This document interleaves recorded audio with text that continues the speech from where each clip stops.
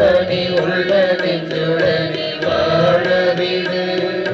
கல்லான இதயத்தை எடுத்து விடு, என்னை கனி உள்ள நெஞ்சுடனே வாழவிடு.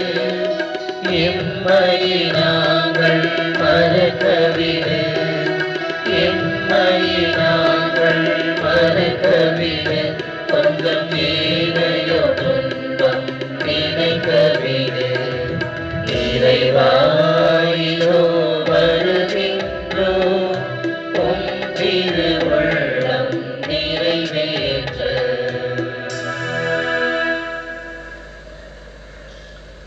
அன்பார்ந்த மக்களே, ஆண்டவருடைய திருப்பாடுகளில் பங்கு கொள்ள வந்திருக்கின்ற நாம், ஆண்டவர் இயேசு கிறிஸ்து நமக்காக சிலுவையை சுமந்து தன்னுடைய உயிரையே கொடுத்தார். இந்த ஒரு உன்னதமான தியாகத்தை தியானிக்கின்ற இந்த ஒரு தருணத்திலே, நம்முடைய குடும்பங்களிலே, நம்முடைய தனிப்பட்ட வாழ்விலே, நம்முடைய சமுதாயத்திலே நடக்கின்ற யதார்த்தங்களை ஆண்டவருடைய பாடுகளோடு ஒப்பிட்டு பார்த்து இந்த அருமையான சிலுவை பயணத்திலே நாம் அனைவரும் பங்கு கொள்வோம்.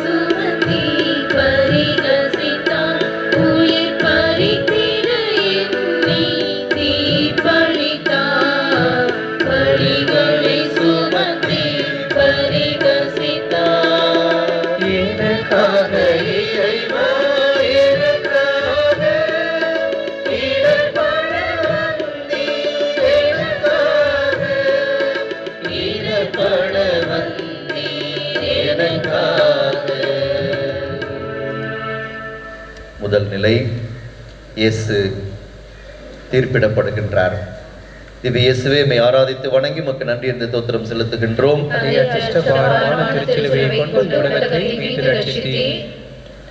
மத்திய எழுதிய நற்செய்தி அதிகாரம் 27 இறை வசனங்கள் 18 மற்றும் 19. ஏனெனில் அவர்கள் பொறாமையால் தான் இயேசுவை தன்னிடம் ஒப்புவித்திருந்தார்கள் என்பது அவனுக்கு தெரியும். பிலாத்து நடுவர் இருக்கையில் அமர்ந்திருந்த பொழுது அவனுடைய மனைவி அவனிடம் ஆள் அனுப்பி, அந்த நேர்மையாளரின் வழக்கில் நீர் தலையிட வேண்டாம், ஏனெனில் அவர் பொருட்டு இன்று கனவில் மிகவும் துன்புற்றேன் என்று கூறினார்.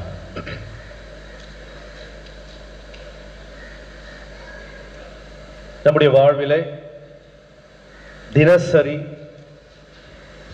ஒவ்வொரு கணமும் நாம் மற்றவர்களை தீர்ப்பிட்டுக் கொண்டே இருக்கின்றோம். அதிலும் மிக குறிப்பாக நமக்கு பிடிக்காதவர்கள் என்றால் அவர்கள் செய்கின்ற ஒவ்வொரு செயலையும், அவர்கள் பேசுகின்ற ஒவ்வொரு சொல்லையும் தொடர்ச்சியாக தீர்ப்பிட்டுக் கொண்டே இருக்கின்றோம். நம்மை காட்டிலும் அவர்கள் சிறந்த விளங்குகின்றார்கள், திறமையானவர்களாக இருக்கின்றார்கள் என்றால்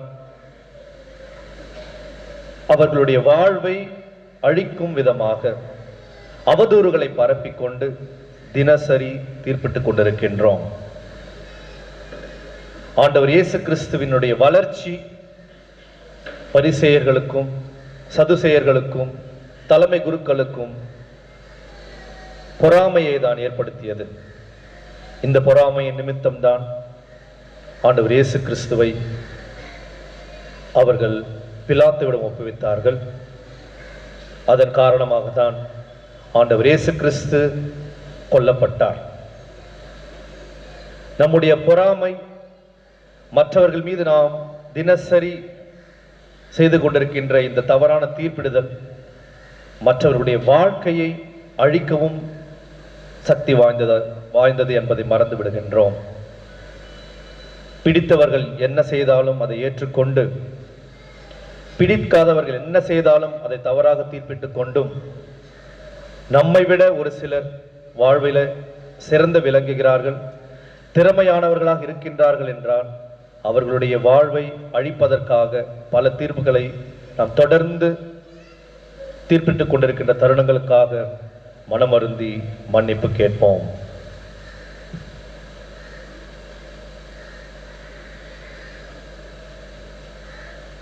எங்கள் மேல் இரக்கமாயிரும் ஆண்டவரே, எங்கள் மேல் இரக்கமாயிரும். எங்கள் பேரில் இரக்கமாயிரும் ஆண்டவரே, எங்கள் பேரில் இரக்கமாயிரும். இறந்த நம்பிக்கையாளர்களின் ஆன்மாக்கள் இறைவனின் இரக்கத்தினால் நிலை வாழ்வை பெறுவனவாக.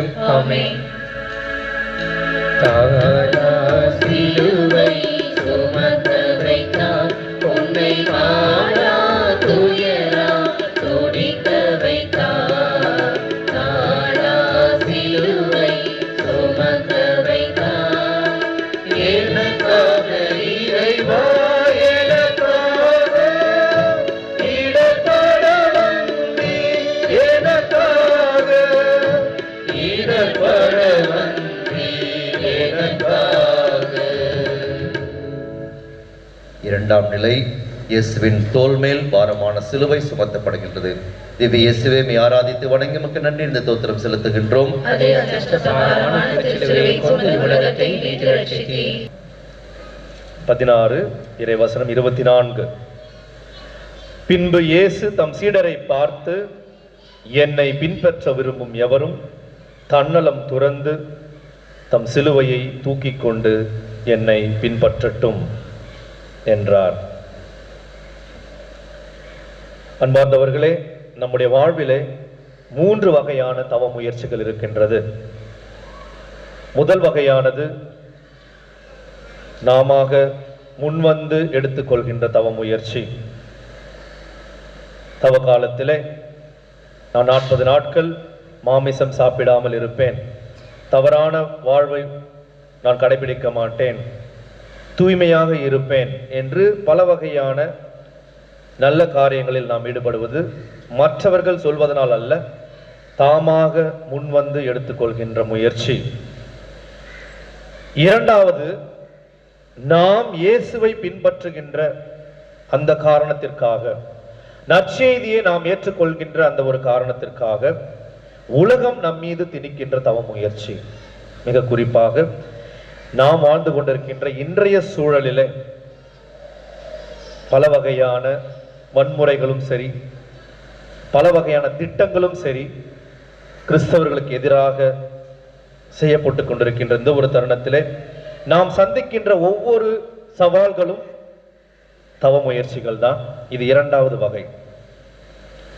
மூன்றாவது வகையான தவ முயற்சி, நம்முடைய வாழ்விலே நடக்கின்ற பல துன்பங்களை நாம் முன்வந்து ஆண்டவர் மீது நம்பிக்கை வைத்து அதை ஏற்றுக்கொள்வது. நம்முடைய கணவர் நமக்கு ஒரு சிலுவையாக இருக்கலாம், நம்முடைய பிள்ளைகள் நமக்கு சிலுவையாக இருக்கலாம், நாம் பணி செய்கின்ற இடங்களிலே நாம் பல வகையான துன்பங்களை தினசரி அனுபவிக்கலாம். இவையெல்லாம் தினசரி வாழ்விலே நமக்கு வருகின்ற சிலுவைகள். இந்த 3 வகையான தவ முயற்சிகளிலே நாம் மிக முக்கியமாக நாம் எடுத்துக்கொள்ள வேண்டிய கருத்து, நான் மனமுவந்து அந்த பொறுப்பை ஏற்றுக்கொள்ளும் பொழுது இந்த துன்பமானது, இந்த துயரமானது ஒரு இன்பமாக மாறும். அதை நாம் ஏற்றுக்கொள்ளாத தருணத்தில் தான் பல வகையான துன்பங்களை நாம் அடைகின்றோம். இன்று மிக குறிப்பாக நம்முடைய இளைய சமுதாயம் எந்த ஒரு பொறுப்பையும் ஏற்றுக்கொள்ளாமல் தங்களுடைய வாழ்க்கையை வாழ்ந்து கொண்டிருக்கின்றார்கள். அது உறவுகளாக இருந்தாலும் சரி, அவர்கள் எடுத்துக்கொள்கின்ற பணிகளாக இருந்தாலும் சரி, தான் அதற்கு பொறுப்பு எடுத்துக்கொள்ள வேண்டும், பொறுப்பு ஏற்றுக்கொள்ள வேண்டும் என்பதை மறந்து பல வகையான தவறான வாழ்வில் ஈடுபட்டு கொண்டிருக்கின்றது. ஒரு தருணத்திலே நம்முடைய வாழ்வில் நடக்கின்ற பல துன்பங்களை ஆண்டவர் மீது பாரத்தை போட்டு மனமுவந்து நாம் ஏற்றுக்கொள்ளும் பொழுது இந்த துன்பங்களும் இன்பமாக மாறும். இதை போன்ற தருணங்களை நாம் சரியாக பயன்படுத்தி கொள்ளாமல் ஆண்டவரை பழித்துரைத்து, நம்மோடு வாழ்கின்ற பலரை பழித்துரைத்து வாழ்ந்து கொண்டிருக்கின்ற தருணங்களுக்காக மனமருந்தி மன்னிப்பு கேட்போம்.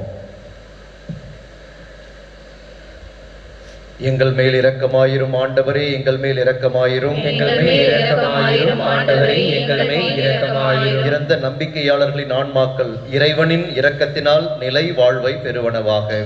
ஆமென்.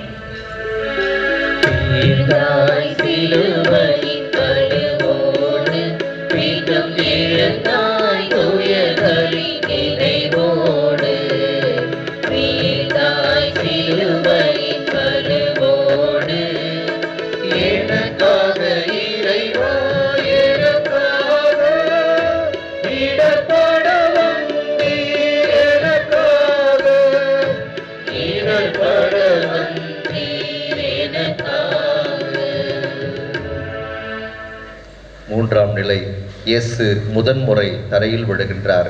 திவ்ய இயேசுவே, மை ஆராதித்து வணங்கி உமக்கு நன்றி என்று தோத்திரம் செலுத்துகின்றோம். அதே அச்சிஷ்ட பாரமான திருச்சிலுவையை கொண்டு உலகத்தை மீட்டு ரட்சித்தீர். பவுலடிகளார் பிலிப்பியருக்கு எழுதிய திருமுகம் அதிகாரம் 2 இறை வசனங்கள் 7 மற்றும் 8. ஆனால் தம்மையே வெறுமையாக்கி அடிமையின் வடிவை ஏற்று மனிதருக்கு ஒப்பானார்.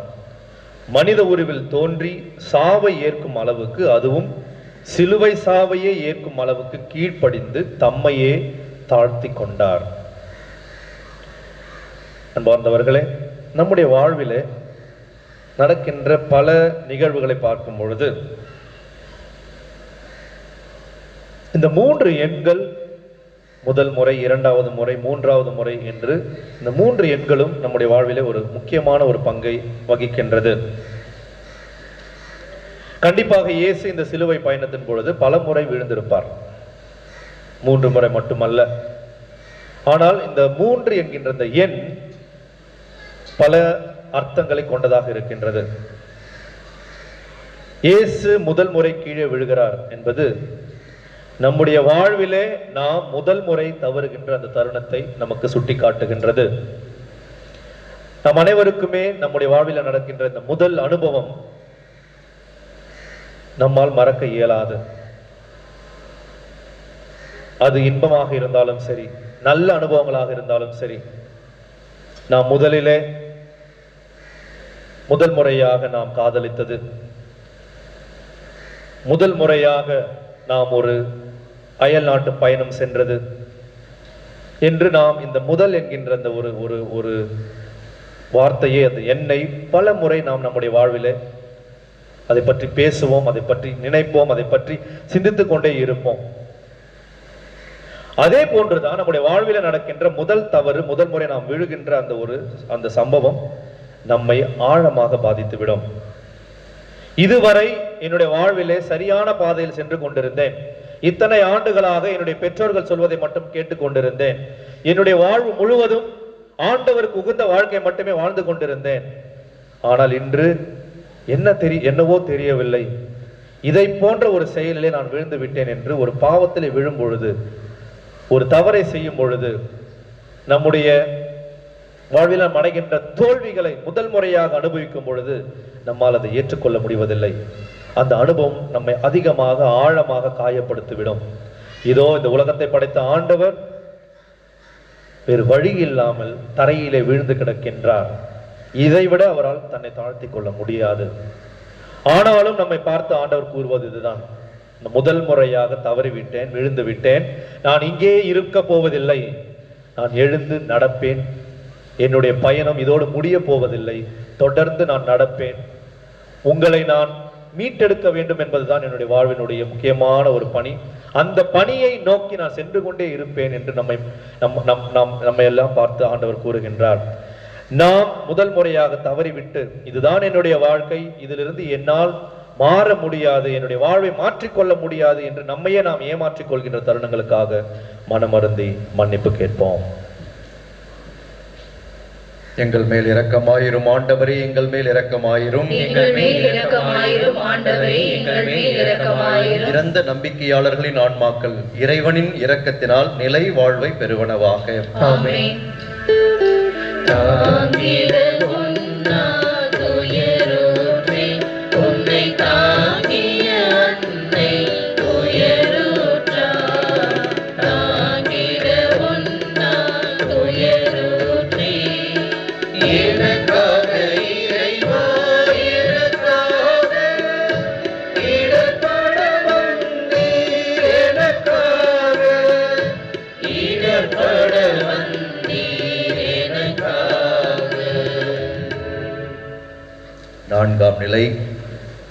இயேசு சிலுவை பயணத்திலே தன் தாயை சந்திக்கின்றார்.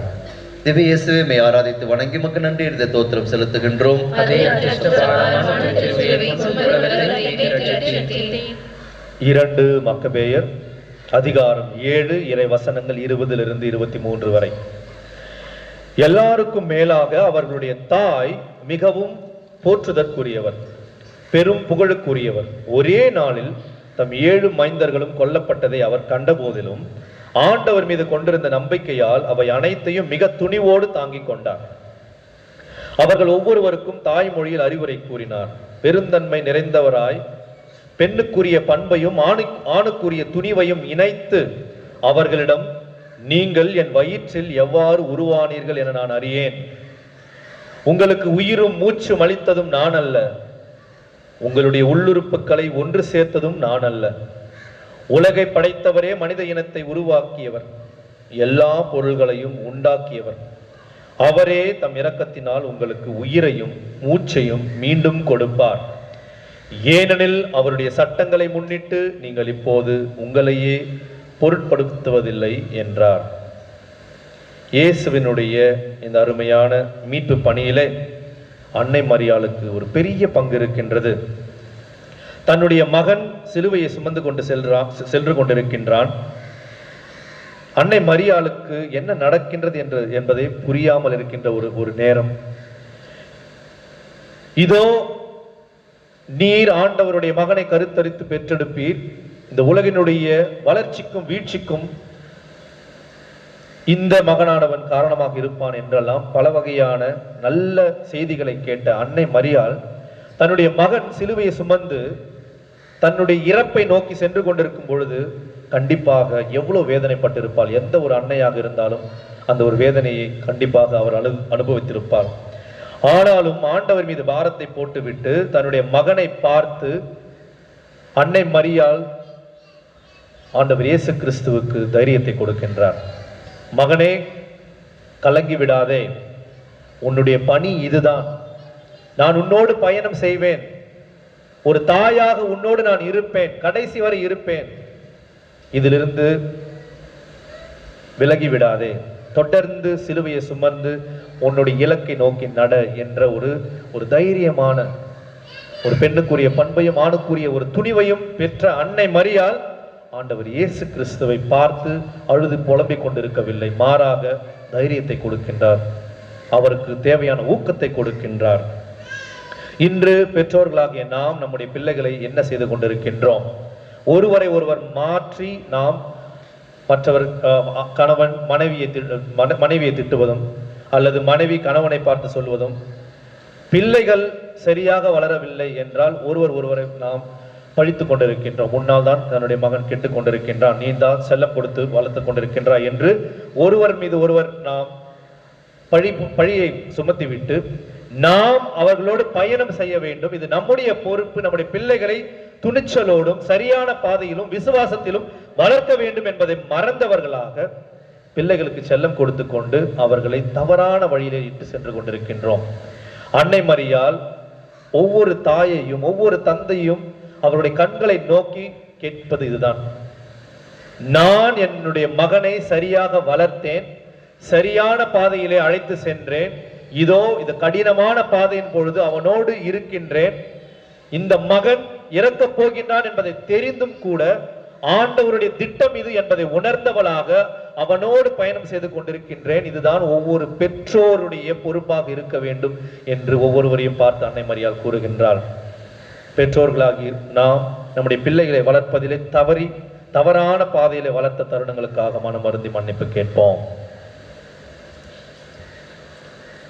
எங்கள் மேல் இரக்கமாயிரும் ஆண்டவரே, எங்கள் மேல் இரக்கமாயிரும், எங்கள் மேல் இரக்கமாயிரும் ஆண்டவரே, எங்கள் மேல் இரக்கமாயிரும். இறந்த நம்பிக்கையாளர்களின் ஆன்மாக்கள் இறைவனின் இரக்கத்தினால் நிலை வாழ்வை பெறுவனவாக. ஆமென். பருத்திட முடியா நிலையாரே, சீமோன் பருத்தினார் தன்னை பொன்னோடு, பருத்திட முடியா நிலையாரே, எனக்காக இறைவா எனக்காக இடர்பட வந்தீர்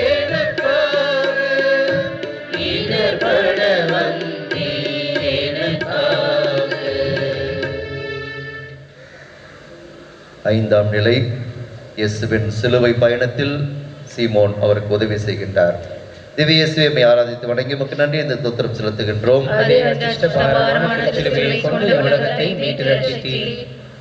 மத்தேயு எழுதிய நற்செய்தி 27ஆம் அதிகாரம் இறைவசனம் 32. அவர்கள் வெளியே சென்றபோது சீரேன் ஊரை சேர்ந்த சீமோன் என்ற பெயருடைய ஒருவரை கண்டார்கள். இயேசுவின் சிலுவையை சுமக்கும்படி அவரை கட்டாயப்படுத்தினார்கள். அன்பார்ந்த இறை மக்களே, சீமோன் மனமுவந்து ஆண்டவருக்கு உதவி செய்யவில்லை. மாறாக ஒரு கட்டாயத்த நிமித்தமாக தான் ஆண்டவருக்கு உதவி செய்கின்றார். ஒரு சில நேரங்களில் நம்முடைய பெற்றோர்களாக இருந்தாலும் சரி, பெரியவர்கள் நம்மை கட்டாயப்படுத்தி ஒரு சில காரியங்களை செய்ய வைப்பார்கள். அது திருப்பலிக்கு வருவதாக இருக்கட்டும், பள்ளிக்கு எழுந்து செல்வதாக இருந்தாலும் இருக்கட்டும் என்று பல காரியங்களிலே நம்முடைய பெற்றோர்களும் பெரியவர்களும் நம்மை கட்டாயப்படுத்தும் பொழுதுதான் அங்கே ஒரு நன்மை நடக்கின்றது.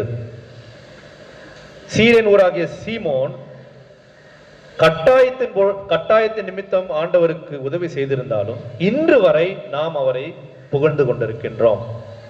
இந்த மீட்பு பணியிலே சீமோனுக்கு ஒரு இடம் இருக்கின்றது. இதுதான் மற்றவர்களுக்கு மனமுவந்து உதவி செய்பவர்களுக்கு கிடைக்கின்ற ஒரு பெரிய, ஆண்டவர் கொடுக்கின்ற நமக்கு ஒரு பெரிய சொத்து. கண்டிப்பாக மனமுவந்து மற்றவர்களுக்கு நாம் உதவி செய்யும் பொழுது பல முறை ஏமாற்றத்தை அடைந்திருப்போம். உதவி செய்ய வேண்டும் என்று கொடுத்தேன், என்னிடம் பணம் இல்லாத நேரத்தில் கூட மற்றவரிடம் பணத்தை வாங்கி இந்த ஒரு நபருக்கு கொடுத்தேன். ஆனால் உதவியை பெற்ற இந்த நபர் அந்த பணத்தை திருப்பி கொடுக்க வேண்டும் என்கின்ற ஒரு மனநிலையே இல்லாமல் வாழ்ந்து கொண்டிருக்கின்றார்கள் என்ற ஒரு தவறான ஒரு கசப்பான ஒரு அனுபவத்தின் காரணத்திற்காக பல நேரங்களிலே நாம் உதவி செய்கின்ற மனப்பான்மை விட்டு விடுகின்றோம். மனமோந்து உதவி செய்யும் பொழுது கண்டிப்பாக பல ஏமாற்றங்கள் இருக்கும், பல கஷ்டங்கள் இருக்கும். நம்மளை பலர் ஏமாற்றுவார்கள். அதனால் நாம் ஏமாளிகளாக மாறிவிடப் போவதில்லை. நாம் உதவி செய்வது ஆண்டவரின் அருளோடு அவருடைய ஆசிரை பெற வேண்டும் என்கின்ற அந்த எண்ணத்தில் தான் நாம் உதவி செய்கின்றோம். ஒரு கிறிஸ்தவளாக இருக்கின்ற நாம் மனமு வந்து மற்றவர்களுக்கு உதவி என்று அவர்கள் கேட்காவிட்டாலும் கூட நாம் மனமு வந்து சென்று உதவி செய்ய வேண்டும். எவ்வளவுதான் நாம் ஏமாற்றம் பெற்றாலும் கண்டிப்பாக ஒரு நாள் ஆண்டவர் நாம் செய்கின்ற சிறு சிறு உதவிகளுக்கு கூட பலனை தருவார். ஒரே ஒரு முறை உதவி செய்துவிட்டு அதில் ஏமாற்றம் அடைந்த ஒரு காரணத்திற்காக இன்று வரை மற்றவர்களுக்கு நான் உதவியே செய்ய மாட்டேன் என்று வாழ்ந்து கொண்டிருக்கின்ற தருணங்களுக்காக மனமருந்தி மன்னிப்பு கேட்போம். எங்கள் மேல் இரக்கமாயிரும் ஆண்டவரே, எங்கள் மேல் இரக்கமாயிரும். எங்கள் மேல் இரக்கமாயிரும் ஆண்டவரே, எங்கள் மேல் இரக்கமாயிரும். இறந்த நம்பிக்கையாளர்களின் ஆன்மாக்கள் இறைவனின் இரக்கத்தினால் நிலை வாழ்வை பெறுவனவாக. ஆமென்.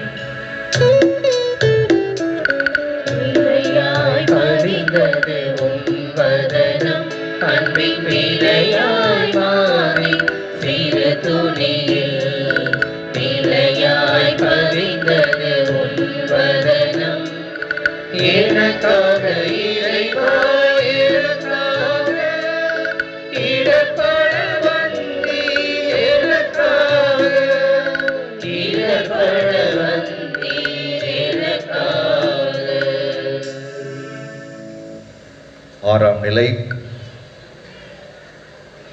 வெரோனிகா இயேசுவின் திருமுகத்தை துடைக்கின்றார். திவ்ய இயேசுவே மை ஆராதித்து வணங்கி உமக்கு நன்றி என்று தோத்திரம் செலுத்துகின்றோம். அதே அச்சிஷ்டபாரமான திருச்சிலுவையை கொண்டு உலகத்தை மீட்டு ரட்சித்தீர். வெரோனிகா ஆண்டவருடைய முகத்தை துடைக்கின்ற இந்த ஒரு செயலானது ஒரு பெண்ணானவள் எவ்வளவு துணிச்சலாக இருக்க முடியும் என்பதற்கு ஒரு எடுத்துக்காட்டாக இருக்கின்றது. பல யூதர்கள் இருக்கின்றார்கள், காவலர்கள் இருக்கின்றார்கள், பல ஆண்கள் இருக்கின்றார்கள். ஆண்டவரோடு பயணம் செய்த சீடர்கள் பயந்து ஒளிந்து கொண்டிருந்த ஒரு தருணத்திலே இந்த பெண்ணானவள் துணிச்சலோடு ஆண்டவரை நோக்கி அவரிடம் சென்று அவருடைய முகத்தை துடைக்கின்றார். ஒரு பெண்ணுக்கு இயல்பாக இருக்கின்ற ஒரு ஒரு ஒரு ஒரு மனப்பான்மை, துணிச்சல். இந்த துணிச்சலை தான் இந்த சமுதாயம் அந்த பெண்ணிடமிருந்து பறிப்பதற்காக தவறான கருத்துக்களை பெண்கள் மீது புகுத்தி அவர்கள் தைரியத்தோடு செயல்படாமல் அவர்களை அடிமைகளாக வைத்துக் கொண்டிருக்கின்றது. இந்த ஒரு தருணத்திலே நாம் அனைவரும் எடுத்துக்கொள்ள வேண்டிய ஒரு முக்கியமான ஒரு பாடம். இயேசு கிறிஸ்து இந்த ஒரு பயணத்தின் பொழுது துவண்டு விட்டார். அவருக்கு சக்தி இல்லை. இந்த ஒரு நேரத்திலே வெரோனிகா தன்னுடைய முகத்தை துடைக்கும் பொழுது அவருக்கு கிடைக்கின்ற இந்த ஒரு பாசம், இந்த ஒரு புரிதல், இந்த ஒரு அன்பு அவருடைய பயணத்தை தொடர்ந்து நடத்துவதற்கு உதவியாக இருக்கின்றது. எவ்வளவு பலசாலியாக நாம் இருந்தாலும் சரி, ஒரு சில நேரங்களிலே, ஒரு சில தருணங்களிலே நாம் மற்றவர்கள் நம்மை புரிந்து கொள்ள மாட்டார்களா, நம் மீது அன்பு செலுத்த மாட்டார்களா, ஒரு நல்ல வார்த்தை சொல்ல மாட்டார்களா என்று எத்தனை முறை நாம் ஏங்கி இருக்கின்றோம். எத்தனை முறை மற்றவர்களுக்கு நாம் இதை கொடுத்திருக்கின்றோம். மற்றவர்கள் ஏங்குகிறார்கள் என்பதை தெரிந்தும் கூட ஒரு நல்ல வார்த்தை, ஒரு அன்பான ஒரு வார்த்தை. இதோ இந்த ஒரு தருணத்திலே ஆண்டவர் இயேசு கிறிஸ்து ஒவ்வொருவரையும் உற்று நோக்கி கூறுவது இதுதான். கடவுளின் மகனாகிய நான், கடவுளாகிய நான் அன்புக்காக ஏங்கினேன். இந்த பெண்மணியானவள் துணிச்சலோடு இதை எனக்கு கொடுக்கின்றாள்.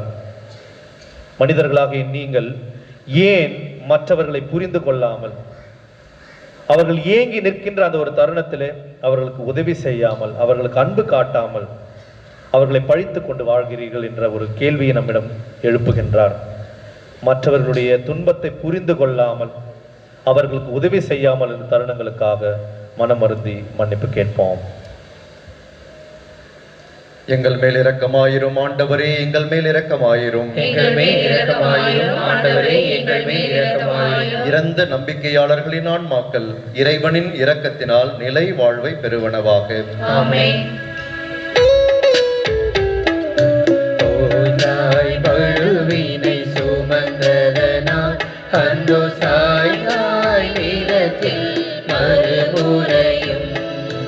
ஓய்ந்தாய் பழுவினை சுமந்ததனால் எனக்காக இறைவா, எனக்காக இடர்பட வந்தீர், எனக்காக இடர்பட வந்தீர், எனக்காக.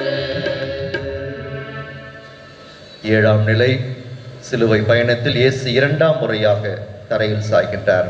திவ்ய இயேசுவே, மெய் ஆராதித்து வணங்கி உமக்கு நன்றி என்று தோத்திரம் செலுத்துகின்றோம். அதை அச்சிஷ்ட பாரமான திருச்சிலுவையை கொண்டு உலகத்தை மீட்டு ரட்சித்தீர். யோவான் எழுதிய நற்செய்தி 12ஆம் அதிகாரம் இறைவசனம் 24. கோதுமை மணி மண்ணில் விழுந்து மடியாவிட்டால் அது அப்படியே இருக்கும், அது மடிந்தால்தான் மிகுந்த விளைச்சலை அளிக்கும் என உறுதியாக உங்களுக்கு சொல்கிறேன். அன்பார்ந்தவர்களே, இதோ ஆண்டவர் இயேசு கிறிஸ்து இரண்டாம் முறை கீழே விழுகிறார். நான் முதலிலே கூறியது போல, எவ்வாறு நம்முடைய முதல் அனுபவம் மிக முக்கியமோ அதே போன்று நம்முடைய இரண்டாவது அனுபவம் மிக முக்கியமாக இருக்கின்றது. நாம் முதல் முறை கீழே விழுந்து விட்டோம். இதுவரை என்னுடைய வாழ்க்கையிலே நடக்காத ஒரு செயல் நான் செய்து விட்டேன். இதை நினைத்து நான் வெட்கப்படுகின்றேன், அசிங்கப்படுகின்றேன், மீண்டுமாக எழுந்து நடக்கப் போகின்றேன் என்கின்ற ஒரு துணிச்சலோடு நாம் செல்கின்ற பொழுது, மனித பலவீனத்தின் காரணமாக அல்லது நம்முடைய சூழல்கள் காரணமாக இரண்டாம் முறை நாம் விழும் பொழுது, அதே பாவத்தில் அதே செயலில் நாம் விழும் பொழுது நம் மீது நாம் வைத்திருக்கின்ற நம்பிக்கையை எழுந்து விடுகின்றோம். ஒருவேளை இதுதான் என்னுடைய வாழ்க்கையாக இருக்க போகின்றதா? எத்தனை முறை நான் பாவ சங்கீதனம் செய்கின்றேன், ஆனால் என்னால் அதிலிருந்து வெளிவர முடியவில்லை. ஒருவேளை என்னால் வெளியே வர முடியாதோ என்று நம்மையே நாம் சந்தேகப்படுகின்ற அந்த ஒரு தருணம் இந்த இரண்டாம் முறை விழும் பொழுதுதான். இந்த முறை நாம் மீண்டுமாக எழுந்து நடக்காவிட்டால் இதுதான் என்னுடைய வாழ்க்கை என்று நாம் அங்கே விழுந்து கிடக்கின்ற ஒரு சோக நிலை ஏற்பட நிறைய வாய்ப்புகள் இருக்கின்றது. மீண்டுமாக நான் எழுந்து நடக்க வேண்டும். இது என்னுடைய வாழ்க்கையில. மற்றவர்களுடைய வாழ்க்கையிலே நம்ம யாரை நம்பினோமோ அவர்கள் முதல் முறை தவறும் பொழுது நாம் அவர்களை மன்னித்து விடுகின்றோம். இரண்டாவது முறை அவர்கள் தவறு செய்யும் பொழுது நாம் அவர்களை மன்னிப்பதில்லை. எத்தனை முறை நம்முடைய பிள்ளைகள் ஒரு தவறை செய்து விட்டார்கள், அதை மன்னித்து விட்டு விட்டோம். மீண்டுமாக அதே ஒரு செயலை அவர்கள் செய்யும் பொழுது எத்தனை முறை நாம் மனமும் வந்து மன்னிக்கின்றோம். நீர் என்னுடைய நம்பிக்கையை உடைத்து விட்டீர்கள், துரோகம் செய்து விட்டீர்கள், இனி ஜென்மத்திற்கு நான் உங்களை மன்னிக்க மாட்டேன் என்றெல்லாம் பல வகையான வார்த்தைகளை நாம் சொல்கின்றோம். மனதை புண்படுத்துகின்ற விதமாக நாம் நடந்து கொள்கின்றோம். நாம் அனைவருக்குமே பல முறை, இது ஒரே ஒரு வாய்ப்பு மட்டுமல்ல, பல வாய்ப்புகள் நமக்கு தேவைப்படுகின்றது. நம்மையே நாம் பழித்துக் கொள்ள வேண்டாம். அதே நேரத்திலே மீண்டுமாக நம்மிடம் தவறு செய்பவர்களையும் நாம் பழிக்க வேண்டாம். அவர்களுக்கு ஒரு வாய்ப்பை கொடுப்போம். ஆண்டவர் இயேசு கிறிஸ்து நம் அனைவரையும் பார்த்து இதைதான் கூறுகின்றார். கடவுளாகிய நான் மீண்டுமாக விழுந்து கொண்டிருக்கின்றேன். எனக்கே பல வாய்ப்புகள் தேவைப்படுகின்றது. ஏன் மற்றவர்களை நீங்கள் புரிந்து கொள்ளாமல் வாழ்கிறீர்கள்? ஏன் உங்களே நீங்கள் பழித்துக் கொள்கிறீர்கள்? தொடர்ந்து எழுந்து நடங்கள். இதோ உங்களுக்கு நான் ஒரு அருமையான பாடத்தை விட்டு செல்கின்றேன். என்னுடைய பயணம் இதோடு முடிய போவதில்லை. மீண்டுமாக எழுந்து நான் நடக்க போகின்றேன் என்று ஒவ்வொருவரையும் பார்த்து நம் ஆண்டவர் இயேசு கிறிஸ்து கூறுகின்றார். தெரியாமல் நாம் மீண்டுமாக ஒரு பாவத்தில் விழுந்துவிட்டு இதுதான் என்னுடைய வாழ்க்கை என்று நம்மையே நாம் ஏமாற்றிக் கொண்டும் மற்றவர்களுக்கு வாய்ப்பை அளிக்காமல் வாழ்ந்து கொண்டிருக்கின்ற தருணங்களுக்காகவும் மனம் வருந்தி மன்னிப்பு கேட்போம். எங்கள் மேல் இரக்கமாயிரும் ஆண்டவரே, எங்கள் மேல் இரக்கமாயிரும். இறந்த நம்பிக்கையாளர்களின் ஆன்மாக்கள் இறைவனின் இரக்கத்தினால் நிலை வாழ்வை பெறுவனவாக. ஆமென்.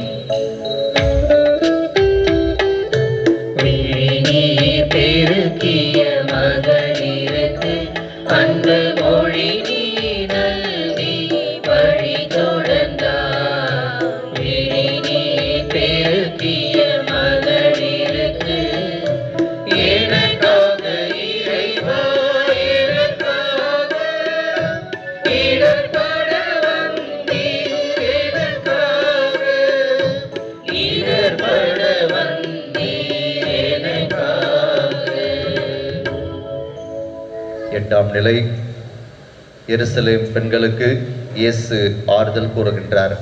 திவ்ய இயேசுவை ஆராதித்து வணங்கி மக்கள் நன்றி என்று தோத்திரம் செலுத்துகின்றோம். லூக்கா எழுதிய நற்செய்தி அதிகாரம் 8 இறை வசனங்கள் 1-3 வரை. அதற்கு பின் இயேசு நகர் நகராய் ஊராய் சென்று இறையாட்சி பற்றிய நற்செய்தியை பறைசாற்றி வந்தார். 12 அவருடன் இருந்தனர். பொல்லாத ஆவிகளினின்றும் நோய்களினின்றும் குணமான பெண்கள் சிலரும் 7 பேய்கள் நீங்க பெற்ற மகதல மரியாவும் ஏரோதுவின் மாளிகை மேற்பார்வையாளர் கூசாவின் மனைவி யோவன்னாவும் சூசன்னாவும் மேலும் பல பெண்களும் அவரோடு இருந்தார்கள். இவர்கள் தங்கள் உடைமைகளை கொண்டு அவருக்கு பணிவிடை செய்து வந்தார்கள். மீண்டுமாக நான் பார்க்கின்ற ஒரு யதார்த்தம், பெண்கள் துணிச்சலோடு ஆண்டவர் இயேசு கிறிஸ்துவினுடைய சிலுவை பயணத்தின் பொழுது அவரோடு பயணம் செய்கின்றார்கள். நற்செய்தியிலே நாம் இந்த ஒரு இடத்தில் மட்டும்தான் இயேசு கிறிஸ்துவினுடைய அந்த பணி வாழ்வுக்கு நிதி உதவி செய்தவர்கள் யார் என்று குறிப்பிடப்பட்டிருக்கின்றது. பெண்கள் தங்களுடைய உடைமைகளை விற்று ஆண்டவருக்கு பணிவிடை செய்திருக்கிறார்கள். ஆண்டவருக்கு மட்டுமல்ல, அவரோடு பயணம் செய்த சீடர்களுக்கும் சரி. இயல்பிலேயே பெண்கள் தாராள மனம் கொண்டவர்கள். அவர்களுக்கு கொடுக்கதான் தெரியும். அதனால்தான் உலகிற்கு புதிய உயிரை தருகின்றார்கள், பெற்றெடுக்கின்றார்கள். இயேசுவினுடைய பணிக்கும் அவர்கள் மிக முக்கியமானவர்களாக இருக்கின்றார்கள். கொடுப்பது மட்டுமல்ல, மாறாக அவரோடு உடனிருந்து அவருடைய பயணத்தின் பொழுது துணிச்சலோடு சவால் நிறைந்த அந்த ஒரு தருணத்திலே அவருக்கு உதவி செய்ய தயாராக இருக்கின்றார்கள். நம்முடைய குடும்பங்களில் இருக்கின்ற பெண்களை நாம் எவ்வாறு பார்க்கின்றோம்? அவர்களை எவ்வாறு நாம் பழிக்கின்றோம்? அவர்களுக்கு எந்த இடத்தை நாம் நம்முடைய குடும்பங்களிலே கொடுக்கின்றோம்? அவர்களுக்கு இயல்பாக இருக்கின்ற நல்ல நல்ல குணங்களை எல்லாம் தவறாக சித்தரித்து விட்டு, பெண்கள் அதிகமாக கணக்கு பார்ப்பவர்கள், பொதுவாக அவர்கள் நிறைய செலவு செய்ய மாட்டார்கள், யாருக்கும் கொடுக்க மாட்டார்கள் என்றெல்லாம் பல அவதூறுகளை அவர்கள் மீது நாம் பழித்துக் கொண்டிருக்கின்றோம். இந்த குருத்துவ பணியிலும் சரி, இந்த களப்பணியிலும் சரி, பல நேரங்களிலே பெண்கள் எந்த அளவுக்கு உதவி செய்திருக்கின்றார்கள் என்பது எனக்கும் தெரியும். இதோ ஆண்டவர் இயேசு கிறிஸ்து ஒவ்வொருவரையும், மிக குறிப்பாக ஒவ்வொரு ஆண்மகனையும் உற்று நோக்கி கூறுவது இதுதான்: உன்னோடு பயணம் செய்து கொண்டிருக்கின்ற உன் மனைவியை, உன்னுடைய தாயை, உன்னுடைய சகோதரியை எவ்வாறு நீ பார்க்கின்றாய்? அவர்களுக்கு தேவையான அந்த ஒரு மரியாதையை தருகின்றாயா? ஏன் தவறான அவதூறுகளை அவர்கள் மீது பரப்பிக் கொண்டிருக்கின்றாய் என்று நாம் ஒவ்வொருவரையும் பார்த்து கேட்கின்றார். நம்மோடு பயணம் செய்கின்ற, நம்மோடு வாழ்கின்ற, நம்மை சுற்றி வாழ்கின்ற பெண்களை தவறாக சித்தரித்துக் கொண்டிருக்கின்ற தருணங்களுக்காக மனவருந்தி மன்னிப்பு கேட்போம். எங்கள் மேல் இரக்கமாயிரும் ஆண்டவரே, எங்கள் மேல் இரக்கமாயிரும். எங்கள் மேல் இரக்கமாயிரும் ஆண்டவரே, எங்கள் மேல் இரக்கமாயிரும். இறந்த நம்பிக்கையாளர்களின் ஆன்மாக்கள் இறைவனின் இரக்கத்தினால் நிலை வாழ்வை பெறுவனவாக. ஆமென்.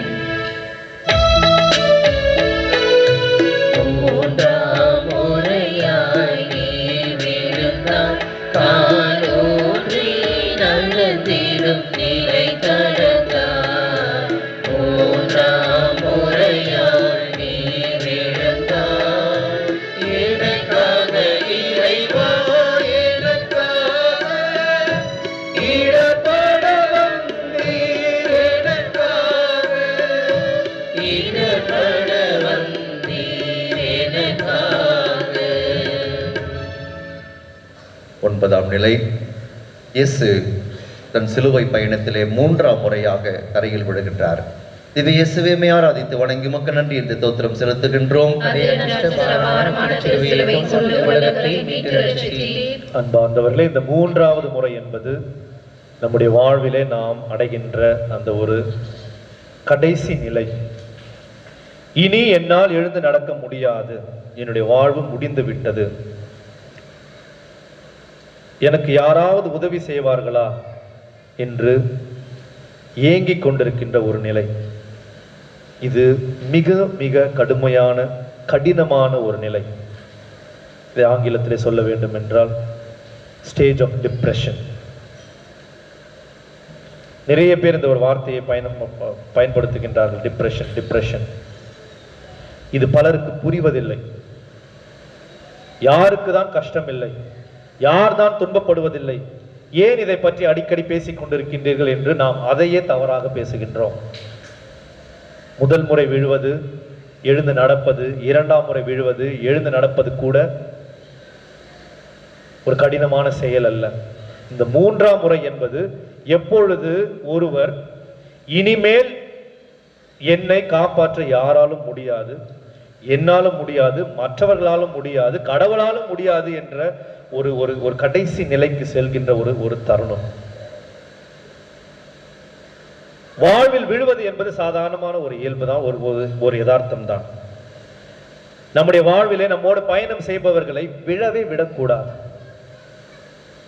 பல நேரம் நாம் காத்து கொண்டிருக்கின்றோம், எப்பொழுது தவறு செய்வார்கள், எப்பொழுது விழுவார்கள், கை கொட்டி கை தட்டி சிரிக்கலாம், அதை பார்த்து நாம் பூரிப்படையலாம் என்றுதான் நாம் வாழ்ந்து கொண்டிருக்கின்றோம். கடினப்பட்டு கொண்டு கஷ்டத்திலே வாழ்ந்து கொண்டிருக்கின்றவர்கள் அவர்களை பார்த்து உதவி செய்யலாம் என்ற ஒரு எண்ணம் வருவதில்லை. அன்பார்ந்தவர்களை, இன்று நாளுக்கு நாள் அதிகமாக தற்கொலைகளும் நடந்து கொண்டிருக்கின்றது. தற்கொலை செய்து கொள்பவர்களை கூட நாம் தவறாக தான் சித்தரித்துக் கொண்டிருக்கின்றோம், தீர்ப்பிட்டுக் கொண்டிருக்கின்றோம். கோழைகள் தற்கொலை செய்து கொண்டார்கள் என்று நாம் சொல்கின்றோம். கோழைகள் தற்கொலை செய்து கொள்ள மாட்டார்கள். யாரெல்லாம் மன அழுத்தத்திலே வாழ்கின்றார்களோ, யாரெல்லாம் நம்பிக்கை இழந்து விடுகின்றார்களோ, யாரெல்லாம் இந்த நிலையிலிருந்து எனக்கு விடுதலை இல்லை என்று தங்களையே ஏமாற்றிக் கொள்கிறார்களோ, அவர்கள்தான் இதை போன்ற செயல்களில் ஈடுபடுவார்கள். இது எண்ணிக்கை அதிகமாகி கொண்டிருக்கின்ற ஒரு தருணத்திலே நாம் அனைவருக்குமே இது ஒரு முக்கியமான ஒரு பாடமாக இருக்க வேண்டும். தனிப்பட்ட வாழ்விலே நாம் பல மன அழுத்தங்களை சந்தித்துக் கொண்டிருந்தாலும் நம்மை சுற்றி இருப்பவர்களை சற்று உற்று நோக்கி பார்ப்போம். நம்முடைய பிள்ளைகள், நம்முடைய பெற்றோர்கள், நம்முடைய உற்றார் உறவினர்கள் யாராவது நம்மை பார்த்து அடிக்கடி இந்த வார்த்தையை பயன்படுத்தி கொண்டிருக்கின்றால், எனக்கு வாழ பிடிக்கவில்லை, எனக்கு இந்த வாழ்க்கையிலே ஒரு பிடிப்பு இல்லை என்றெல்லாம் பேசிக் கொண்டிருந்தார்கள் என்றால் அவர்களுக்கு உதவி வேண்டும் என்றுதான் அர்த்தம். அவர்கள் 3ஆம் முறை விழுந்திருக்கின்றார்கள், இதிலிருந்து விடுதலை இல்லை என்று அவர்கள் ஒரு தங்களையே ஏமாற்றிக் கொள்கின்ற ஒரு நிலையில வாழ்ந்து கொண்டிருக்கின்றார்கள். கண்டிப்பாக அவர்களுக்கு உதவி தேவைப்படுகின்றது. இயேசு கிறிஸ்து நம்மை பார்த்து கூறுவது இதுதான். இதோ 3ஆம் முறை விழுந்து இதோடு என்னுடைய வாழ்க்கை முடிந்து விட்டது என்ற ஒரு எண்ணம் வரும்பொழுது கூட துணிச்சலோடு நான் எழுந்து என்னுடைய பயணத்தை தொடரப் போகின்றேன். நீயும் உன்னுடைய வாழ்க்கை இதோடு முடித்துக் கொள்ளாதே. வாழ்க்கை வாழ வேண்டும். உனக்கு எதிர்காலம் இருக்கின்றது. எழுந்து நட என்ற ஒரு அருமையான வார்த்தை நமக்கு கூறுகின்றார். அதோடு உன்னோடு பயணம் செய்பவர்களையும் சற்று உற்று நோக்கிப்பார்.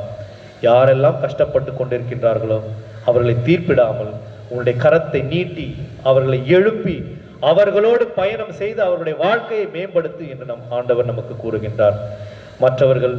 மற்றவர்களை விழவிடாமல் பாதுகாக்க தவறிய தருணங்களுக்காகவும், எப்பொழுது விழுவார்கள் என்று ஆர்வத்தோடு காத்து கொண்டிருந்த தருணங்களுக்காகவும் மனமருந்தி மன்னிப்பு கேட்போம். எங்கள் மேல் இரக்கமாயிரும் ஆண்டவரே, எங்கள் மேல் இரக்கமாயிரும். எங்கள் மேல் இரக்கமாயிரும் ஆண்டவரே, எங்கள் மேல் இரக்கமாயிரும். இறந்த நம்பிக்கையாளர்களின் ஆன்மாக்கள் இறைவனின் இரக்கத்தினால் நிலை வாழ்வை பெறுவனவாக. ஆமென். உடைகளை களைந்திட உடை தந்தா, இரத்த மழைகள் திறந்திட வெயிலொந்தா. உடைகளை களைந்திட உடை தந்தா, எனக்காக இறைவா, எனக்காக இடர்பட வந்தீர், எனக்காக இடர்பட வந்தீர், எனக்காக. 10ஆம் நிலை. இயேசுவின் ஆடைகள் களையப்படுகின்றன. திவ்ய இயேசுவை ஆராதித்து வணங்கி மக்கள் நன்றி இந்த தோத்திரம் செலுத்துகின்றோம். தொடக்க நூல் 3ஆம் அதிகாரம் 7ஆம் வசனம். அப்பொழுது அவர்கள் இருவரின் கண்களும் திறக்கப்பட்டன. அவர்கள் தாங்கள் ஆடையின்றி இருப்பதை அறிந்தனர். ஆகவே அத்தி இலைகளை தைத்து தங்களுக்கு ஆடைகளை செய்து கொண்டனர். அன்பார்ந்தவர்களே, ஆண்டவர் இயேசு கிறிஸ்து தன்னுடைய ஆடைகள் களைக்கப்பட்டு நிர்வாணமாக நிற்கின்றார். இந்த ஒரு செயலானது நம்முடைய மீட்பு பணியிலே ஒரு முக்கியமான ஒரு தருணமாக இருக்கின்றது. முதல் ஆதாம் தான் பாவம் செய்ததற்கு பிறகு ஆடையை தேடி சென்றான், வெட்கப்பட்டான். அவன் ஆடையை அணிந்த பிறகு ஏதேன் தோட்டத்திலிருந்து வெளியேற்றப்பட்டான். இது ஆண்டவர் இயேசு கிறிஸ்து, 2ஆம் ஆதாமாக இயேசு கிறிஸ்து தன்னுடைய ஆடைகள் களைவதன் வழியாக நம்முடைய பாவங்கள் எல்லாம் நீக்கப்பட்டு விட்டது. மீண்டுமாக உங்கள் அனைவரையும் மீட்டெடுத்து ஏதேன் தோட்டத்திற்கு நான் அழைத்து செல்கின்றேன். மீண்டுமாக பாவம் இல்லாத ஒரு நிலைக்கு உங்களை அழைத்து செல்கின்றேன் என்பதை சுட்டிக்காட்டுகின்ற எண்ணத்திலே இதோ ஆண்டவருடைய ஆடைகள் களையப்படுகின்றது. இயேசு கிறிஸ்து தன்னுடைய மதிப்பை இழந்து, தன்னுடைய உயிரை இழந்து நம்மை பாவத்திலிருந்து மீட்டெடுத்திருக்கின்றார். மீண்டுமாக நம்மை ஆண்டவர் அந்த படைத்த அந்த அருமையான ஏதேன் தோட்டத்திற்கு அழைத்து செல்கின்றார். பல நேரங்களிலே இதை மறந்தவர்களாக, முதல் ஆதாம் செய்ததை போன்று எனக்கு இந்த இடம் பிடிக்கவில்லை என்று சொல்லிக்கொண்டு பல தவறுகளை செய்து நாம் தோட்டத்திலிருந்து வெளியே போவதற்காக காத்து கொண்டிருக்கின்றோம், வெளியேறி கொண்டிருக்கின்றோம். ஆண்டவர் நம்மை பார்த்து கேட்பது இதுதான். என்னுடைய மதிப்பை இழந்து, உயிரை இழந்து, பாவத்திலிருந்து உங்களை மீட்டெடுத்து மீண்டுமாக உங்களை பழைய நிலைக்கு அழைத்து சென்று கொண்டிருக்கின்ற தருணத்திலே ஏன் மீண்டுமாக பாவ நிலைக்கு செல்கிறீர்கள் என்ற ஒரு கேள்வியை நம்மிடம் பார்த்து கேட்கின்றார். கிறிஸ்தவர்களாகிய நாம் தூய்மையான ஒரு வாழ்க்கையை வாழ வேண்டும் என்பதை புரியாதவர்களாக அல்லது புரிந்தும் தெரியாதவர்களாக வாழ்ந்து கொண்டிருக்கின்ற தருணங்களுக்காக மனமருந்தி மன்னிப்பு கேட்போம். எங்கள் மேல் இரக்கமாயிரும் ஆண்டவரே, எங்கள் மேல் இரக்கமாயிரும். எங்கள் மேல் இரக்கமாயிரும் ஆண்டவரே, எங்கள் மேல் இரக்கமாயிரும். இறந்த நம்பிக்கையாளர்களின் ஆன்மாக்கள் இறைவனின் இரக்கத்தினால் நிலை வாழ்வை பெறுவனவாக. ஆமென். பொங்கிய உதிரம் வடிந்திடவே உன்னை தொங்கிட செய்தார் சிலுவையிலே. பொங்கிய உதிரம் வடிந்திடவே எனக்காக இறைவா, எனக்காக இடர்பட வந்தீர், எனக்காக இடர்பட வந்தீர், எனக்காக. 11ஆம் நிலை. இயேசு சிலுவையில் அறையப்படுகின்றார். திவ்ய இயேசுவே, மை ஆராதித்து வணங்கி உமக்கு நன்றி என்று தோத்திரம் செலுத்துகின்றோம். அதே அதிர்ஷ்டகரமான திருச்சிலுவையை கொண்டு உலகத்தை மீட்டு ரட்சித்தீர். ஆண்டவரை சிலுவையில் அறைகிறார்கள். அவர் செய்த ஒரே தவறு, உண்மையை பேசினார். யாரெல்லாம் உண்மை பேசுகிறார்களோ அவர்களுக்கு இந்த நிலைதான். நம்முடைய குடும்பங்களில் இருந்தாலும் சரி, நம்முடைய சமுதாயத்தில் யாரெல்லாம் மன தைரியத்தோடு உண்மையை பேசும் பொழுது இந்த ஒரு நிகழ்வு நடக்கின்றது. உண்மையை பேசுபவர்களை பலருக்கு பிடிக்காது. கண்டிப்பாக உண்மை கசக்கும். ஆனால் வாழ்வை தருகின்ற ஒரு உன்னதமான செயலை உண்மை நமக்கு தரும். இந்த ஒரு தருணத்திலே ஆண்டவர் இயேசு கிறிஸ்து உண்மையை பேசிய ஒரே காரணத்திற்காக சிலுவையிலே அறையப்படுகின்றார். எத்தனை முறை நம்முடைய வாழ்விலே நாம் உண்மையை பேசுகின்றோம் என்பதை தெரிந்து நம்மை பலர் கண்விழித்து காத்து கொண்டிருக்கின்றார்கள். எப்பொழுது இந்த நபர் தவறு ஏதாவது செய்வார், இவர் மீது ஏதாவது ஒரு பழியை போடலாமா, இவரை பற்றி ஏதாவது ஒரு அவதூறை பரப்பலாமா என்று காத்து கொண்டிருக்கின்றோம். உண்மையை பேசி பழகியவர்கள் கூட வாழ்விலே பல துன்பங்களை அடையும் பொழுது உண்மையை பேசுவதை நிறுத்தி விடுகிறார்கள். இயேசு கிறிஸ்து ஆணிகளோடு அறையப்பட்ட இந்த ஒரு நிலையிலே நம்மை பார்த்து கேட்பது இதுதான். உண்மையை பேசினால் உனக்கும் இந்த நிலைதான். ஆனால் இது நிரந்தரமான ஒரு நிலை அல்ல. உண்மையை பேசுபவர்கள் கண்டிப்பாக மீட்டெடுக்கப்படுவார்கள். மகனே, மகளே, துணிச்சலோடு உண்மையை பேசு. எவ்வளவு துன்பத்தை நீ அனுபவித்தாலும் சரி, உண்மையை மட்டும் பேசு என்று நமக்கு கூறுகின்றார். பலருடைய வாழ்வை நாம் பேசிய பொய்களாலும், பலருடைய வாழ்வை நாம் உண்மையை பேசாத தருணங்களினாலும் எத்தனை முறை நாம் அழித்து கொண்டிருக்கின்றோம். உண்மையை பேச தவறிய தருணங்களுக்காகவும், பொய்களை தொடர்ந்து பேசிக் கொண்டிருக்கின்ற தருணங்களுக்காகவும் மனமருந்தி மன்னிப்பு கேட்போம். எங்கள் மேல் இரக்கமாயிரும் ஆண்டவரே, எங்கள் மேல் இரக்கமாயிரும். எங்கள் மேல் இரக்கமாயிரும் ஆண்டவரே, எங்கள் மேல் இரக்கமாயிரும். இறந்த நம்பிக்கையாளர்களின் ஆன்மாக்கள் இறைவனின் இரக்கத்தினால் நிலை வாழ்வை பெறுவனவாக. ஆமென்.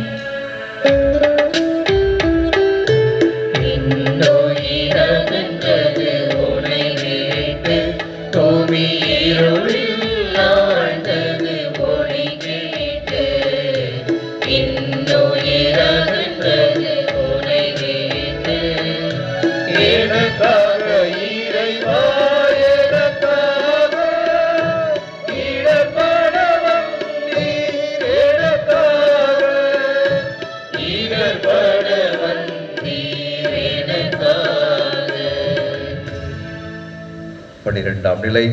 இயேசு சிலுவையில் தம் உயிரை கையளிக்கின்றார். திவ்ய இயேசுவே மே ஆராதித்து வணங்கி உமக்கு நன்றி என்று தோத்திரம் செலுத்துகின்றோம். அதே அதிர்ஷ்ட பாரமான திருச்சிலுவையை கொண்டு உலகத்தை மீட்டு ரட்சித்தீர்.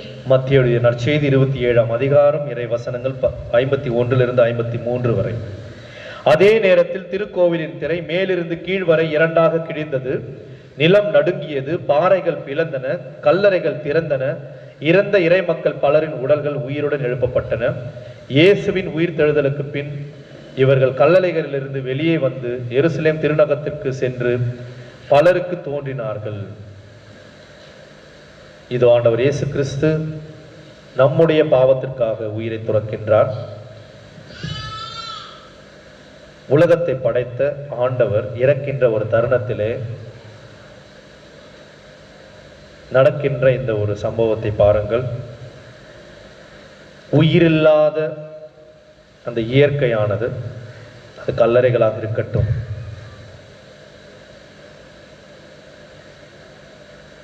இயற்கையானது, இந்த கல்லானது ஆண்டவருடைய இறப்பை பார்த்து பதறி போகின்றது. கோவிலில் இருக்கின்ற அந்த திரை கிழியப்படுகின்றது. உயிரில்லாத இந்த ஜீவராசிகள்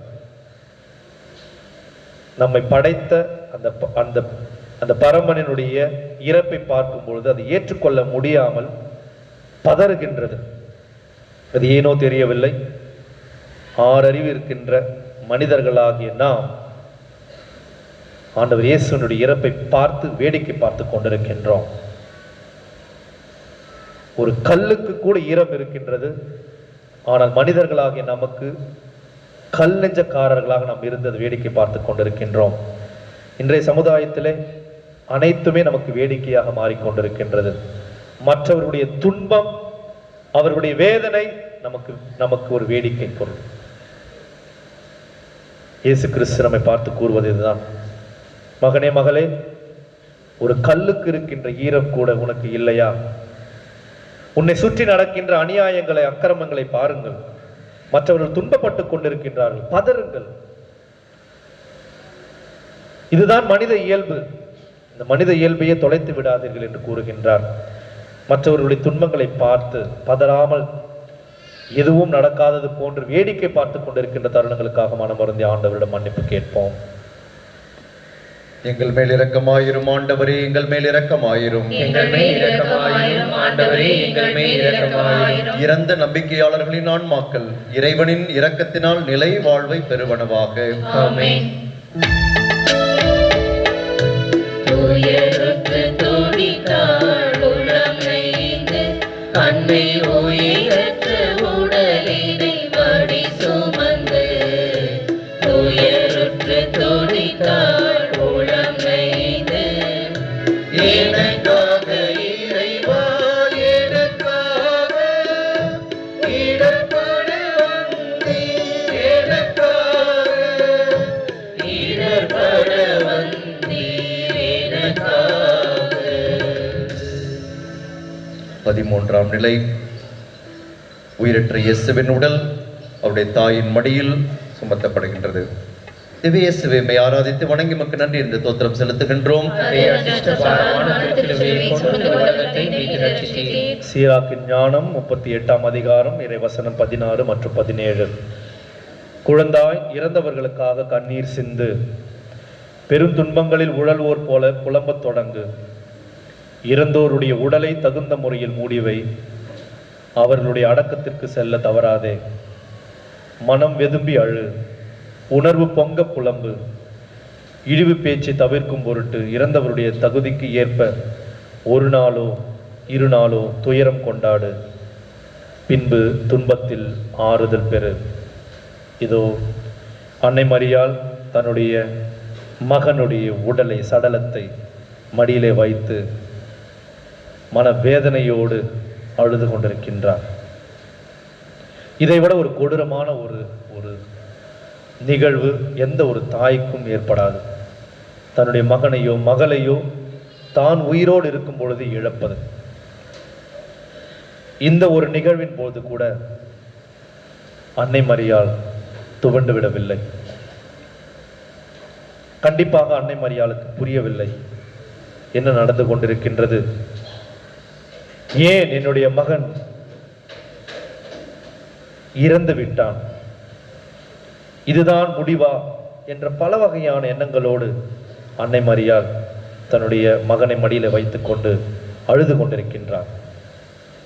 பல நேரங்களிலே இதை போன்ற ஒரு சம்பவம் நம்முடைய வாழ்க்கையில் நடக்கும் பொழுது, ஒரு சாவு செய்தியை கேட்கும் பொழுது இந்த பெண்கள் எல்லாம் பதறுவார்கள், உடனடியாக அழுவார்கள். ஏன் பெண்கள் உடனடியாக அழுகிறார்கள்? ஒரு சாவில் கூட கதறி கதறி அழுவார்கள். ஏன் பெண்கள் அதிகமாக அழுகிறார்கள் என்று ஒரு அம்மாவிடம் கேட்கும் பொழுது அந்த தாய் கூறிய வார்த்தை இதுதான்: நாங்கள் தான் குழந்தையை பெற்றெடுக்கின்றோம், எங்களுக்கு தான் உயிரினுடைய மதிப்பு தெரியும் என்று. இதோ அன்னை மரியாள் பதறி அழுது கொண்டிருக்கின்ற ஒரு தருணத்திலே நம் அனைவரையும் பார்த்து கேட்கின்ற கேள்வி இதுதான்: மகனே, மகளே, உங்களுடைய வாழ்க்கையிலே என்ன செய்து கொண்டிருக்கின்றீர்கள்? யாராவது இறந்து விட்டால் அவர்களுடைய அடக்கத்திற்கு செல்கிறீர்களா? யாராவது இறந்து விட்டால் அந்த குடும்பத்தில் இருப்பவர்களுக்கு ஆறுதல் கூறுகின்றீர்களா? நம்முடைய கலாச்சாரம் மாறிக்கொண்டிருக்கின்றது.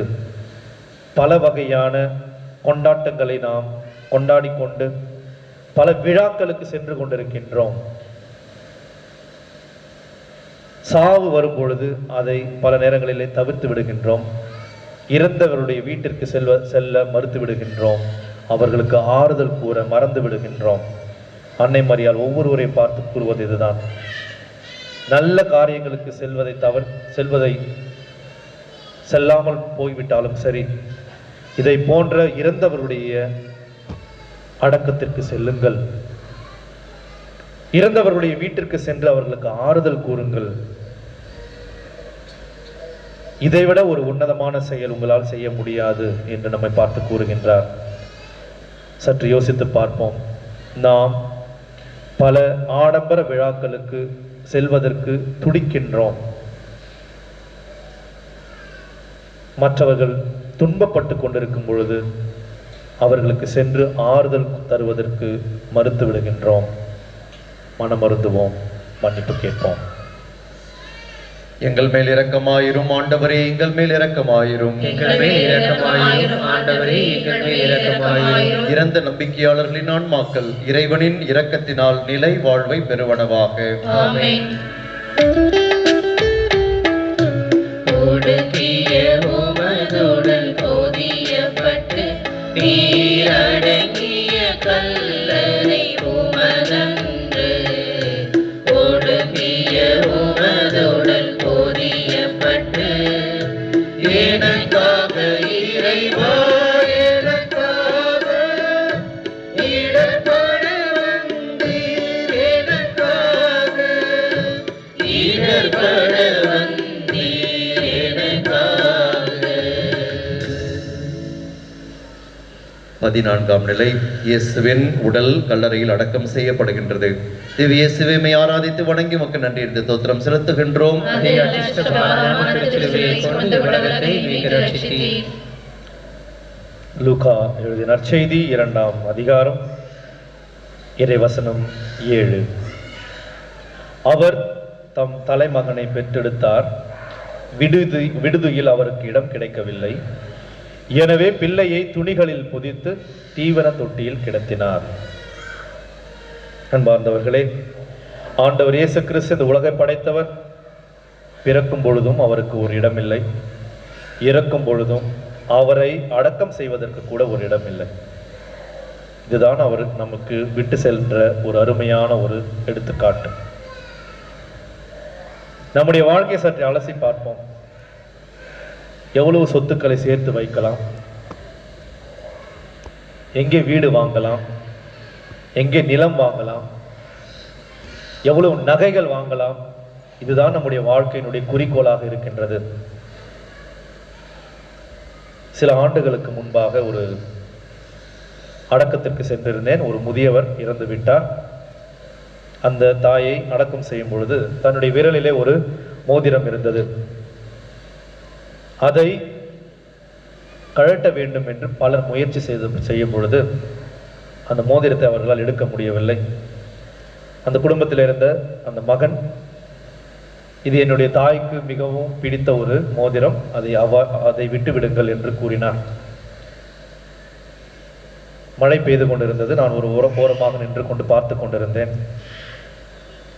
அதை அவர்களுக்கு விட யாருக்கும் மனசு வரவில்லை. எல்லாரும் அதை மீண்டும் மீண்டுமாக அதை தன்னுடைய விரலிலிருந்து கழட்டுவதற்கு முயற்சி செய்து கொண்டிருந்தார்கள். மீண்டும் மீண்டும் அந்த மகன் சொல்லிக் கொண்டே இருந்தான், இது விட்டு விடுங்கள், பரவாயில்லை, விட்டு விடுங்கள் என்று சொல்லிக் கொண்டே இருந்தான். அடக்கம் செய்ய சிறிது வினாடிகளுக்கு முன்பாக எங்கிருந்தோ வந்த ஒரு நபர் தன்னுடைய கையிலே ஒரு கத்தியை எடுத்து வந்து அந்த விரலை வெட்டி அந்த நகையை எடுத்துக்கொண்டார். அந்த மகன் அதிகமாக கோபப்பட்டான். ஆனால் உடனடியாக மற்றவர்கள் அனைவரும் சேர்ந்து பரவாயில்லை பரவாயில்லை, இது தங்கம் என்று சொல்லி அவருடைய வாயை அடைத்து விட்டார்கள். இதுதான் வாழ்க்கையினுடைய நியதி. நம்முடைய பிள்ளைகள் விட்டுவிடலாம் என்று சொன்னாலும் அடக்கம் செய்ய வருபவர்கள் அதை விட போவதில்லை. ஏனோ தெரியவில்லை, நமக்கு இவ்வளவு ஒரு பேராசை. கடனை வாங்கி ஆடம்பர வாழ்க்கை வாழ வேண்டும். தங்கம் விலை ஏறிக்கொண்டிருக்கின்றது. ஆனால் நம்முடைய மக்கள் அனைவரும் பாடி சரவணா ஸ்டோரில் தான் வாழ்ந்து கொண்டிருக்கின்றார்கள். இதுதான் நம்முடைய வாழ்க்கை, இதுதான் நம்முடைய யதார்த்தம். இயேசு கிறிஸ்து பிறப்பதற்கும் இடமில்லை, இறந்த பிறகு அடக்கம் செய்வதற்கும் இடமில்லை. ஒரு உன்னதமான ஒரு வாழ்க்கையை வாழ்ந்து கொண்டு சென்றார். நாம் ஏனோ இந்த ஒரு தன்னலத்திலே புரண்டு கொண்டிருக்கின்றோம், பேராசையிலே வாழ்ந்து கொண்டிருக்கின்றோம். ஆனால் அன்பார்ந்தவர்களை, இதை எத்தனை ஆயிரம் முறை சொன்னாலும் இதை நாம் உணரப்போவதில்லை. செல்லும் பொழுது எதையும் எடுத்து செல்ல போவதில்லை. பலர் பெருமையாக சொல்லிக் கொள்கிறோம், நான் சொந்த வீடு வாங்கிவிட்டேன், இப்பொழுதுதான் மனது நிம்மதியாக இருக்கின்றது என்றெல்லாம். சொந்த வீடு வாங்கிவிட்டு என்ன ஒரு 300 ஆண்டு காலம் வாழப் போகிறீர்களா என்ன? இல்லை வாடகை வீட்டில் இருக்கிறவங்க மட்டும் ஒரு 5 வருஷத்தில் இறந்துட போகிறாங்களா என்ன? அவங்களும் இன்னும் ஒரு 30 வருஷம் வாழ போகிறாங்க, நீங்களும் ஒரு 30 வருஷம் வாழ போகிறீங்க. ஒரு வித்தியாசமும் இல்லை. வாடகை வீட்டில் வாழ்பவர்களாச்சும் பரவாயில்ல, வேறு வீட்டில் போய் வாழலாம். இந்த சொந்த வீடு வாங்கணும், ஒரே இடத்துல கல்லறையில் வாழ போவது போல வாழ வேண்டும். இந்த ஒரு வாழ்க்கைக்கு தான் நாம் போராடி கொண்டிருக்கின்றோம். இதுதான் நம்முடைய வாழ்வினுடைய குறிக்கோளாகவே இருக்கின்றது. நான் கண்ணை மூடும் பொழுது சொந்த வீட்டிலே தான் நான் கண்ணை மூட வேண்டும். உங்களை அடக்கம் செய்வதற்கு கல்லறைகள் இல்லை. சொந்த வீட்டில் யாரும் அடக்கம் செய்ய போவதில்லை. கீழ்ப்பாக் கல்லறை மூடிவிட்டது 5-6 வருஷத்துக்கு முன்பாகவே. இதுதான் வாழ்க்கை, இதுதான் யதார்த்தம். ஏனோ தெரியவில்லை, நாம் இவ்வளவு ஒரு பேராசையிலே வாழ்ந்து கொண்டிருக்கின்றோம். இந்த ஒரு வாழ்க்கை முறையை தான் நம்முடைய பிள்ளைகளுக்கும் கற்பித்துக் கொண்டிருக்கின்றோம். ஆடம்பரமான வாழ்க்கை. ஒரு சில குழந்தைகள் கூட 5-6 மோதிரம் போட்டு இருப்பாங்க, 5 விரல்ல 6 மோதிரம். ஆண்டவர் நம்மை பார்த்து உற்று நோக்கி சொல்வது இதுதான், மகனே மகளே, இதை போன்ற ஒரு வாழ்க்கை வாழ வேண்டுமா? உண்மையான வாழ்க்கை என்பது ஆண்டவர் மீது நம்பிக்கை வைத்துவிட்டு, நான் உங்களை பராமரித்துக் கொண்டிருக்கின்றேன், உங்களுக்கு தேவையானதை கொடுத்து கொண்டிருக்கின்றேன், சந்தோஷத்தோடு வாழுங்கள், இருப்பதை வைத்து நிம்மதியாக வாழுங்கள், பேராசைப்பட்டு வாழ்க்கை இழந்து விடாதீர்கள் என்று கூறுகின்றார். பல நேரங்களிலே பேராசை நிமித்தம் நம்முடைய குடும்ப வாழ்க்கையை அழித்து கொண்டு நிம்மதி இல்லாமல் வாழ்ந்து கொண்டிருக்கின்ற தருணங்களுக்காக மனம் வருந்தி மன்னிப்பு கேட்போம். எங்கள் மேல் இரக்கமாயிரும் ஆண்டவரே, எங்கள் மேல் இரக்கமாயிரும். எங்கள் மேல் இரக்கமாயிரும் ஆண்டவரே, எங்கள் மேல் இரக்கமாயிரும். இறந்த நம்பிக்கையாளர்களின் ஆன்மாக்கள் இறைவனின் இரக்கத்தினால் நிலை வாழ்வை பெறுவனவாக. ஆமென். திருத்தந்தையின் கருத்துக்களுக்காக ஜெபிப்போம். விண்ணுலகில் இருக்கின்ற எங்கள் தந்தையை, உமது பெயர் தூயதென போற்ற பெறுக, உமது ஆட்சி வருக, உமது திருவுளம் விண்ணுலகில் நிறைவேறுவது போல மண்ணுலகிலும் நிறைவேறுக. எங்கள் அன்றாட உணவை இன்று எங்களுக்கு தாரும். எங்களுக்கு எதிராக குற்றம் செய்வோரை நாங்கள் மன்னிப்பது போல எங்கள் குற்றங்களை மன்னியும். எங்களை சோதனைக்கு உட்படுத்தாதேயும், தீமையிலிருந்து எங்களை விடுவித்தருளும். அருள்மிகு பெற்ற மரியே வாழ்க, ஆண்டவர் உடனே பெண்களுக்குள் ஆசி பெற்றவர் நீரே, உம்முடைய திருவயிற்றின் கனியாகிய இயேசுவும் ஆசி பெற்றவரே. புனித மரியே, இறைவனின் தாயே, பாவிகளாக இருக்கிற எங்களுக்காக இப்பொழுதும் எங்கள் இறப்பின் வேளையிலும் வேண்டிக் கொள்ளும். ஆமென். தந்தைக்கும் மகனுக்கும் தூய ஆவியாருக்கும் ஆட்சி உண்டாவதாக. தொடக்கத்தில் இருந்தது போல இப்பொழுதும் எப்பொழுதும் என்றென்றும் இருப்பதாக. ஆமென்.